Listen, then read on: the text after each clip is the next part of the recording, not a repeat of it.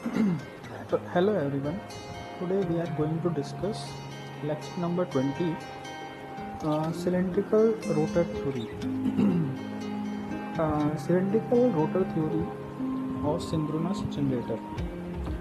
Similar to the case of DC generator, the behavior of synchronous generator connected to an external load is different than that at no load. In order to understand the performance of synchronous generator when it is loaded, consider flux distribution in the machine when armature also carries a current. Unlike in DC machine alternators, the EMF peak and peak current will not occur in the same coil due to the effect of power factor of the load. Since the synchronous machine is supplying power to the load, so the power factor of the load affects the voltage and current values in the alternator. The current and the induced EMF will be at their peak in the same coil only for unity power factor load. Suppose if the load is having unity power factor, then only in that case the current and the induced EMF in the alternator will be at their peak at the same time. For the zero power factor lagging load, the current reaches its peak in coil which fall behind that coil, wherein induced EMF is at its peak by 90-degree electrical or half of voltage. Similarly, when the zero power factor leading, the current reaches its peak in a coil which is ahead of the coil wherein the induced EMF is at its peak 90-degree electrical or half a voltage.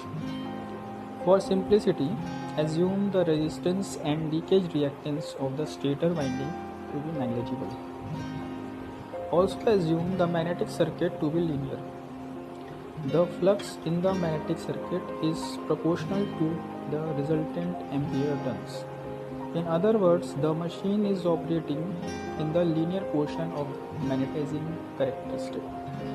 Thus, the EMF induced is the same as the terminal voltage, and the phase angle between the current and EMF is determined only by power factor of external load connected to the synchronous generator.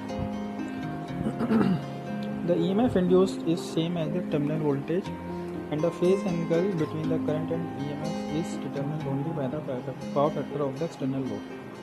So this is the circuit, equivalent circuit of synchronous generator, where the field winding is excited by DC supply and it is having internal resistance armature winding shown by RA and internal leakage reactance shown by XA